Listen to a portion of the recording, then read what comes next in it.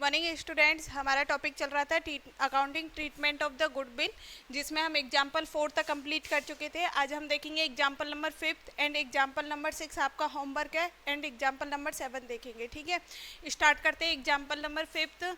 मैंने शॉर्ट में समरी लिखी है, आपकी बुक का ही एग्जाम्पल है। ए एंड बी 2 पार्टनर्स हैं जिनका प्रॉफिट शेयरिंग रेशो कितना दिया हुआ है, 4:3। They admit C as a new partner, और नया पार्टनर कौन आ रहा है, partner C. New profit sharing ratio दिया हुआ है ए बी सी, तीनों का न्यू प्रॉफिट शेयरिंग रेशो कितना दिया हुआ है, 3:2:2। The firm goodwill on C's admission valued at ₹28,000। इसमें क्या बोला है कि जब सी का एडमिशन हुआ तब फर्म की गुडविल बोली है। अब सी का शेयर नहीं बोला, क्या बोला है, फर्म की गुडविल बताइए कि 28,000 है, तो हमें क्या निकालना पड़ेगा, सी का शेयर निकालना पड़ेगा। C could not bring his share of goodwill in cash। क्या करता है, जो पार्टनर C है उसको गुडविल लानी थी, न्यू पार्टनर गुडविल लेके आता है, लेकिन C क्या नहीं लेके आया, गुडविल को कैश में लेके नहीं आया है। पास जर्नल एंट्री, और हमें जर्नल एंट्री पास करनी है। तो हमारा केस नंबर 3, उसमें केस नंबर 3 में क्या होता है, when new partners not bring the goodwill in cash. जब न्यू पार्टनर कैश में गुडविल नहीं लेके आता है तो जब हम क्या ट्रीटमेंट करते हैं, तो हमारा कौन सा केस नंबर लगेगा, 3rd, केस नंबर 3rd। ठीक है, अगर आपको इस लाइन में कंफ्यूजन है, the firm goodwill on C's admission valued at ₹28,000, कि मैम पहले ये हमारा पुराना गुडविल अकाउंट है, नहीं, ये पुराना गुडविल अकाउंट नहीं है। उसमें तो ये बोलेगा कि जब सी का एडमिशन हुआ था, जब बुक में ऑलरेडी एक अकाउंट था गुडविल का, ये गुडविल का अकाउंट नहीं है। यहाँ पर गुडविल को वैल्यू किया हुआ है कि अगर भाई सी आएगा तो हमारे फर्म की गुडविल कितनी है, उसे कितना पे करना पड़ेगा। तो बताया है कि भाई हमारे फर्म की गुडविल 28,000 है और सी को अपना शेयर उसमें से पे करना पड़ेगा। तो पहले पता तो लगे कि हमें सी का शेयर कितना है प्रॉफिट्स का, वो भी नहीं दिया हुआ। हमें सेक्रीफाइस रेशो चाहिए, वो भी नहीं दिया हुआ। तो देखो कैसे कैलकुलेट करेंगे, हमें ओल्ड रेशो दिया हुआ है, ओल्ड प्रॉफिट शेयरिंग रेशो कितना दिया हुआ है, 4:3 ए एंड बी का, और न्यू प्रॉफिट शेयरिंग रेशो दिया हुआ है 3:2:2। तो सबसे पहले हम निकाल लें सेक्रीफाइस रेशो। सेक्रीफाइस रेशो का फॉर्मूला हमको पता ही है, old profit sharing ratio minus new profit sharing ratio. पहले ए का निकालेंगे, sacrifice ratio of A, sacrifice by A के द्वारा किया गया त्याग।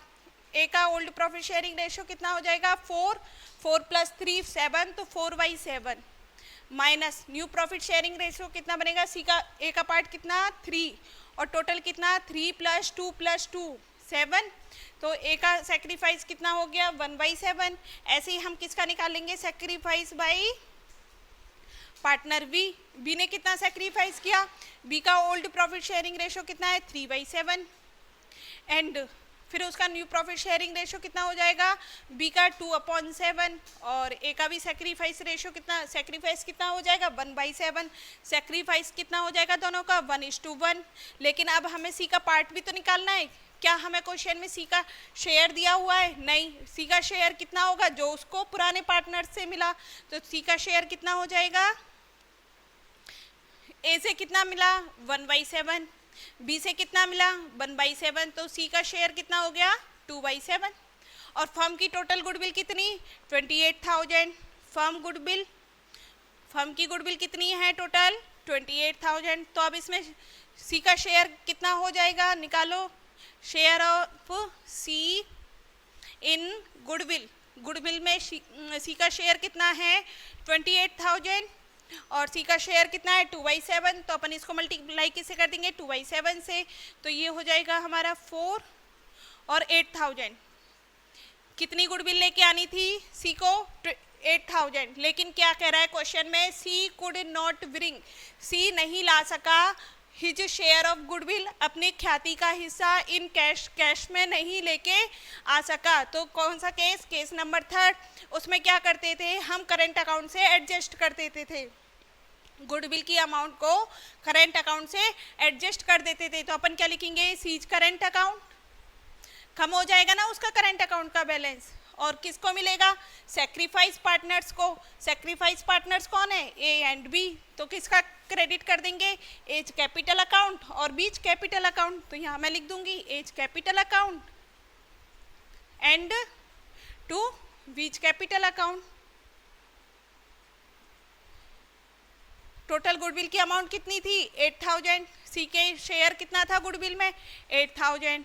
किस रेशो में डिस्ट्रीब्यूट करेंगे, सेक्रीफाइस रेशो में, और हमारा सेक्रीफाइस रेशो क्या है 1:1। तो क्या ए को कितना आ जाएगा 4000 और बी को भी आ जाएगा 4000। और अपन क्या लिख देंगे वीइंग, नरेशन क्या हो जाए weighing amount of goodwill is adjusted in sacrifice partners. Weighing amount of goodwill is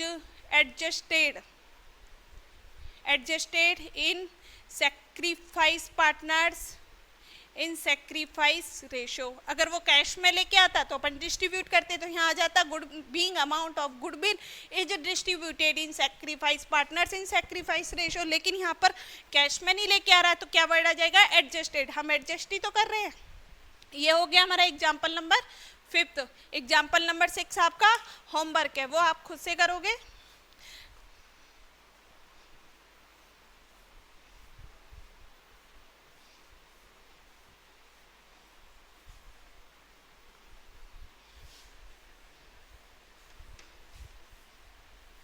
example number 7 देखो, A and B two partners हैं, वही मैंने समरी लिखी है, आपकी बुक का ही एग्जाम्पल है। A and B two partners हैं और उनका प्रॉफिट शेयरिंग रेशो कितना है 2:1। They admit C 1/4 share. अब यहाँ पर तो सी का शेयर बताया हुआ है कितना 1/4 शेयर। अब C pays 3000 out of his share of ₹4200 for goodwill. क्या कहा है सी पेज 3000, सी कितना लेके आता है 3000 पे करता है out of his share of ₹4200 या 4200 की अपना जो 4200 रुपये का खर्चा है, वो सॉरी 4200 रुपये की गुडविल है, उसमें से सिर्फ कितना पे करता है 3000 का पे करता है। और न्यू प्रॉफिट शेयरिंग रेशो दिया हुआ है 5:3:2। और अपन को क्या करना है पास द जर्नल एंट्री। तो सॉल्यूशन 7 नंबर का अमाउंट ऑफ गुडविल कितनी बनी, अमाउंट ऑफ गुडविल किसका अमाउंट ऑफ गुडविल सी का शेयर दिया हुआ है, टोटल कितना था 4200 सॉरी हाँ 4200 दिया हुआ है कि टोटल गुडविल की अमाउंट 4200 थी, जिसमें से सी कितना पे करता है ओनली 3000। मतलब सी 3000 को तो कैश में ले आता है, बाकी का 1200 ये कैश में पे नहीं करता है। ठीक है, क्या कहा कि C pays ₹3000 out of his share of ₹4200 for goodwill. जो गुडविल के 4200 रुपये बनते थे उसमें से सिर्फ सी कितना पे कर रहा है 3000। गुडविल की अमाउंट 4200 रुपये थी, जिसमें से 3000 तो वो कैश में लेके आता है और 1200 रुपये नहीं लेके आता है कैश में। पे तो उसको पूरा करना पड़ेगा गुडविल 4200 रुपये। तो हमारी कंडीशन नंबर कौन सी लगी 4। अकाउंटिंग ट्रीटमेंट ऑफ गुडविल की कंडीशन नंबर कौन सी लगी 4, जिसमें वो एक पार्ट तो कैश में ले आता है, बाकी का वो पे नहीं करता है। तो क्या एंट्री होगी हमारी, एंट्री क्या होगी, जैसे जो कैश में लेके आया वो कैश में डाल देंगे। तो फर्स्ट एंट्री कैश में भी तो लेके आया है गुडविल, तो कैश में लाने की cash account debit to goodwill account. जो अमाउंट वो कैश में लेके आया है पार्टनर सी, कितना लेके आया 3000, तो अपन यहाँ लिख देंगे 3000। और नरेशन क्या हो जाएगा being a part of goodwill, part ही तो आ रहा है, पूरी गुडविल नहीं लेके आ रहा। A part of goodwill is brought in cash, कि जो पार्टनर सी है वो गुडविल का एक पार्ट किस में लेके आया है कैश में लेके आया है। ये यहाँ पे इसका नरेशन हो गया। सेकंड एंट्री क्या थी कि जो सेकंड एंट्री थी जो हमारी कंडीशन नंबर 2 है एंड कंडीशन नंबर 3 है, दोनों को मिक्स कर दो। कुछ कैश में लेके आया, कुछ कैश में नहीं लेके आया। जो कैश में लेके आया उसकी कंडीशन नंबर 2 और जो कैश में नहीं लेके आया वो उसकी कंडीशन नंबर 3। और यहाँ पे कौन सी अप्लाई हो रही है 4th, दोनों को मिक्स कर दो। तो हमारी एंट्री क्या हो जाएगी गुडविल अकाउंट डेबिट ये वाली कैश वाली तो गुडविल अकाउंट डेबिट, और बाकी का किससे एडजस्ट करेंगे, उसके करंट अकाउंट से। तो हो जाएगा C's current account, C's current account debit to किसको मिलेगी, सैक्रिफाइस पार्टनर्स को। सैक्रिफाइस पार्टनर्स वही होंगे ओल्ड पार्टनर्स, तो अपन निकालेंगे as capital account to B's capital account. ठीक है, गुडविल की अमाउंट कितनी 3000 यहाँ पे जो कैश में लेके आया। कितना कैश में नहीं लेके आया उसको करंट अकाउंट से एडजस्ट करेंगे, वो है 1200 रुपये। अपन यहाँ लिख देंगे 1200। बाकी का अब अपन किसकी कैलकुलेशन करेंगे, सेक्रीफाइस रेशो की, क्योंकि अपन गुडविल का डिस्ट्रीब्यूशन किस रेशो में करते हैं, सेक्रीफाइस रेशो में। तो अपन नोट में क्या लिखेंगे, working note, calculation of sacrifice ratio, त्याग के अनुपात की गणना। क्या फॉर्मूला होता है, सेक्रीफाइस रेशो बराबर old profit sharing ratio minus new profit sharing ratio. किसका निकालेंगे, पहले ए का देखो, सेक्रीफाइस बाई पार्टनर ए के द्वारा किया गया त्याग। ए का ओल्ड रेशो कितना है 2/3, ये हो जाएगा 2/3 minus new profit sharing ratio कितना हो जाएगा 5/10, ये हो जाएगा 5/10। ठीक है, sacrifice by B, sacrifice by B कितना 1/3, ओल्ड प्रॉफिट शेयरिंग रेशो कितना हो गया 1/3, and new profit sharing ratio कितना हो जाएगा 3/10। एलसीएम हो जाएगा इसका 30, 20 माइनस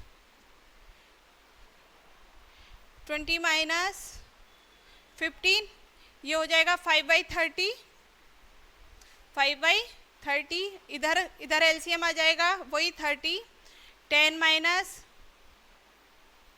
9, और इधर आ जाएगा 1/30, और हमारा सेक्रीफाइस रेशो कितना हो जाएगा 5:1। तो हम इस अमाउंट को 4200 को बांटनी तो पूरी गुडविल की अमाउंट है, तो 3000 प्लस 1200 मतलब 42,000 को सेक्रीफाइस पार्टनर कौन, ए एंड बी, किस रेशो में बांटेंगे, सेक्रीफाइस रेशो। और सेक्रीफाइस रेशो कितना आया 5:1, और इसको हम किस में 5:1 में डिवाइड कर देंगे। 4200 डिवाइड किससे करेंगे, 6 से मल्टीप्लाई करेंगे 5 से। ऐसे ही 4200 डिवाइड करेंगे 6 से मल्टीप्लाई बाई 1, ये हो जाएगा अपन का 700, 3500 और ये 700। तो ए पार्टनर की कितनी हो जाएगी गुडविल की अमाउंट 3500, और बी के लिए आ जाएगी 700। ये हमारा यहाँ पर कंप्लीट होता है एग्जाम्पल। इसका नरेशन लिख देना, being amount of goodwill is distributed in partners A and B. ये एग्जाम्पल नंबर 7 हो गया, और एग्जाम्पल नंबर 5। एग्जाम्पल नंबर 6 आपका होमवर्क है, बाकी के एग्जाम्पल हम नेक्स्ट क्लास में देखेंगे।